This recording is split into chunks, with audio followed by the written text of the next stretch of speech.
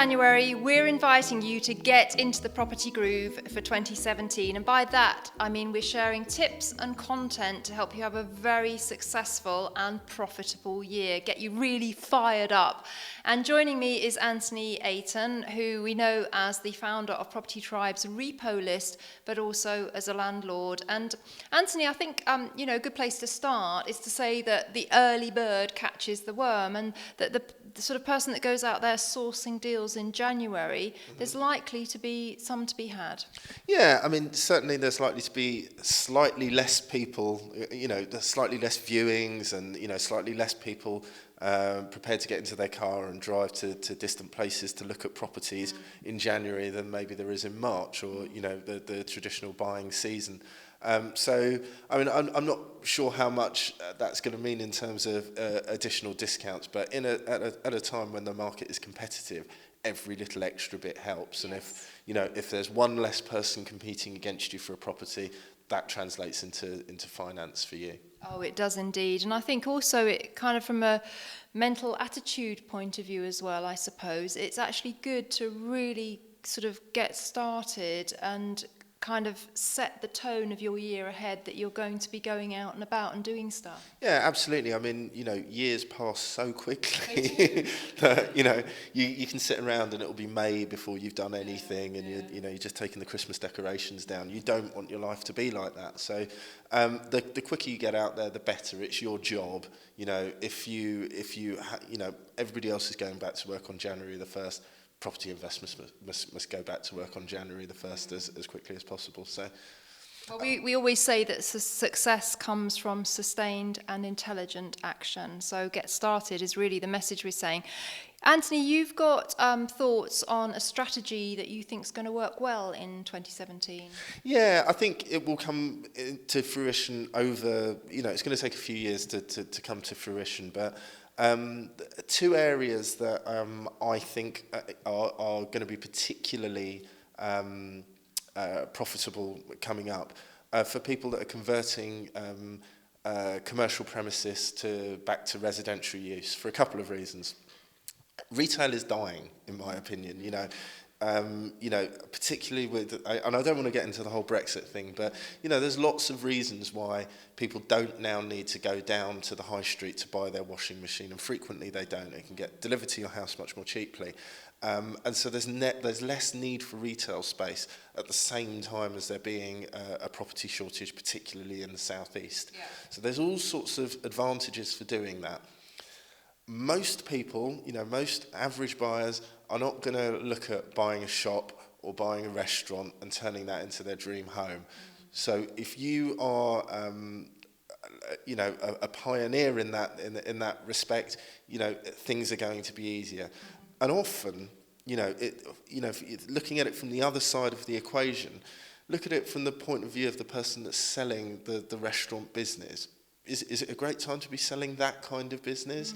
Not necessarily. So, by taking a slightly different view or looking at it as a slightly different market, things can work out differently for you. And by the same token, I think the semi-commercial properties, particularly in London and the South East, the flats over shops, are, I cannot understand why they're not more expensive. I know certainly when I first started looking at them seriously a few years ago, they were almost half the price. A one-bedroom flat in Camberwell above a shop was almost half the price of what it was, 50 yards away. That makes no sense. That makes no rational sense. And I contrast that with, or rather I make a direct comparison to how ex-local authority properties performed when there was no bank lending on ex-local authority properties back in the 90s. And what we saw was that, these properties were regarded as being much less valuable. Smart buyers went up and bought and bought and bought, and then the lending rules changed. Yeah. And now it's completely different. And I think that exactly the same thing is going to happen with commercial and semi-commercial properties. So get on it early. I think that's a very good tip because we already know that the semi-commercial mortgage products are becoming more favourable. Shawbrook Bank have a lot of sort of products in that area.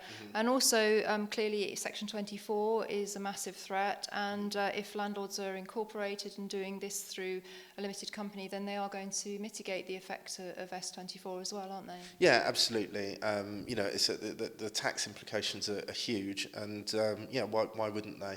But I mean, you know, for me, I almost simplify it more than that. I look at space in an area. It's like, well, why does 1 square metre of space cost this when it's up there above a laundrette, but cost twice as much 10 yards down the road? It makes no sense. It makes absolutely no sense whatsoever. And for that reason, you know, it's a misprice. And in fact, you know, we know there's no mystery to it. We know exactly why these things happen. It's because lenders, who perhaps many of them, I know you mentioned Shawbrook Bank, lag behind what everybody else is seeing in the market. And if they say, we're not lending on this property, it instantly becomes worth a lot less because the amount of pounds chasing and competing for that asset are diminished.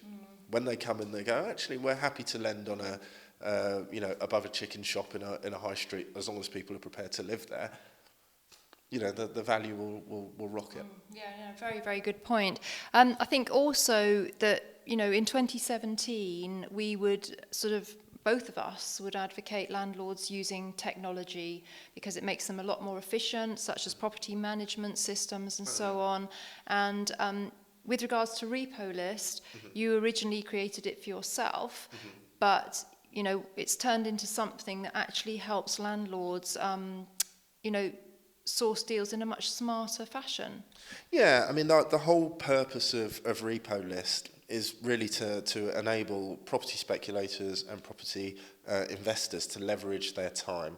So instead of going through Rightmove and looking at 1,000 properties to find, you know, 70 refurbishments and then analyse those 70, you're going straight to the 70 refurbishments, and that hour is more valuable. It then means that you can move your research ring, you know, 10 miles out, and instead of looking at the 70 that you would have looked at before, you'd look at 300, and you know, the more properties you look at, the more chance you've got of finding a deal, and the more profit you're going to make, and that in the end is what it's all about.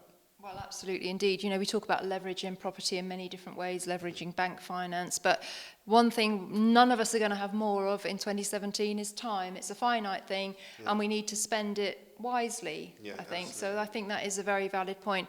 So just to finish, Anthony, what would be your kind of top tip for landlords to have a profitable 2017? Is there any other kind of tips that you have in mind? You know, is it a case of, I'm wondering whether it might be a good idea to kind of sit down quietly and write out a plan for the year about what you want to achieve, the kind of goals and so on. So you've actually got something kind of tangible written down that you can refer to. Because as we said before, time goes so quickly now.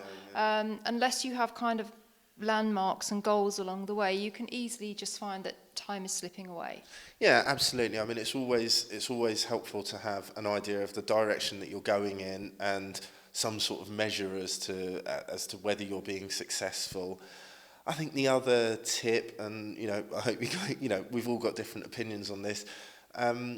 You know, I think people, particularly those with larger portfolios where, you know, there's not a lot of equity in the portfolio, but it's paying the money, really ought to start thinking now about, you know, their exposure to interest rate movements.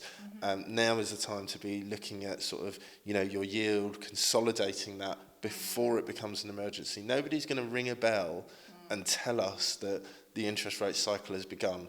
And when it starts to go, it's going to be a little bit before you're ready and a little bit faster than you want it to be. So, you know, start organising that now. You know, you don't want to have a portfolio of properties which are, you know, which when interest rates go up to 3, 4, 5% are costing you money.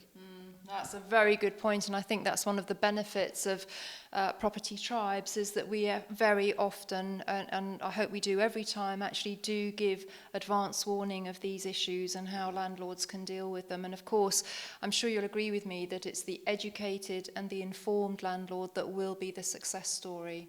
Yeah, I mean, it's like any other market, and I know this sounds brutal, but you know, in the end, you know, the really successful ones will feed off the least successful, and there's always a reckoning in all markets. It's just the way it is.